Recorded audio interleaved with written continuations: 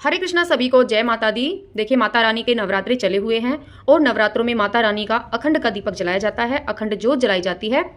तो अखंड जोत जब हम घर में जलाते हैं तो जोत जलाने के कुछ नियम होते हैं कि जैसे हम अगर दीपक अखंड जोत जला रहे हैं तो देखिए घर पर कभी भी ताला ना लगाएं, कोई ना कोई सदस्य घर पर अवश्य रुके ताकि दीपक की देखभाल कर सके और दीपक का ध्यान रख सके। और देखिए जब हम अखंड का दीपक जलाते हैं तो हमें कुछ बातों का ध्यान रखना चाहिए।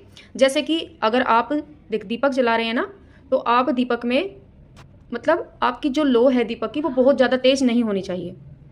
आप नॉर्मल जो लो रखें तो उसमें क्या है, आपका जो दीपक है अगर आप रात को घी भरकर सोते हैं तो आराम से पूरी रात चल जाता है और आपको ज़्यादा ध्यान नहीं देना पड़ता है और खंडित होने का मतलब बुझने का भी डर नहीं होता है।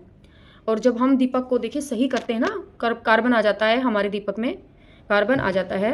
तो जब भी हम अपने कार्बन को हटाने की कोशिश करते हैं तो आपको क्या करना है, आपको एक इस तरह का एक दीपक मतलब एक जोत घी में भीगी हुई बिल्कुल हमेशा पास रखनी है। और आपको ना इस जोत को अपने अखंड दीपक से ना इस तरह से जलाना है। इसी तरह से आप जलाते हैं और जब आप अपना दीपक ठीक करते हैं ना तो उसके बाद अगर आपका दीपक बुझ भी जाता है तो वो खंडित नहीं माना जाता।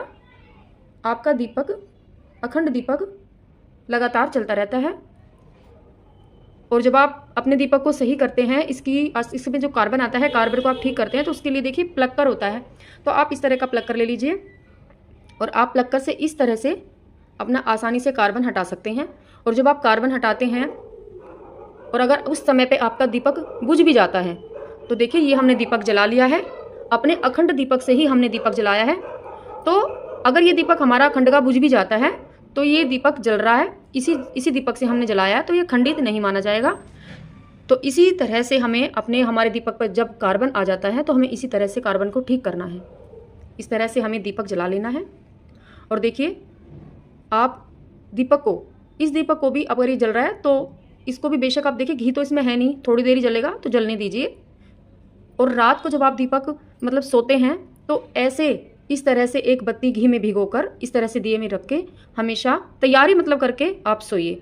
और ये प्लक्कर है, प्लक्कर आप हमेशा इस तरह से जोत के पास रखिए, क्योंकि जब आप उठते हैं तो कई बार ऐसा होता है कि हम उठते हैं तो देखते हैं हमारा दीपक बुझने को हो जाता है। तो हमें अपने दीपक को ठीक करने के लिए जल्दी से मतलब देर ना लगे तो हम तैयारी पहले से ही करके सोते हैं। तो इस तरह से हमें दीपक तैयार करके रखना है, ये प्लग कर रखना है और अपने दीपक में से दीपक जलाकर और इस तरह से हमें तैयारी करनी है।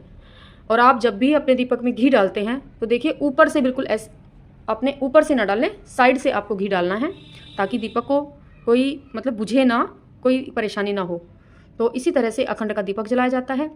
और जिस दिन आप कढ़ाई करते हैं, नवमी के दिन या आठे के दिन, जितने भी आपके नवरात्रि आपके घर पे किए जाते हैं, तो आपको ये दीपक जब आप पूजा कर रहे हैं, भोग लगा रहे हैं माता का, नवमी के दिन सुबह कन्या पूजन करते हैं, तब तक इसमें घी डालना है, मतलब इसमें जलते रहना चाहिए।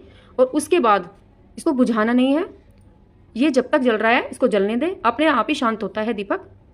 तो इसी तरह से अखंड दीपक के जो नियम हैं वो मैंने आपको बताए।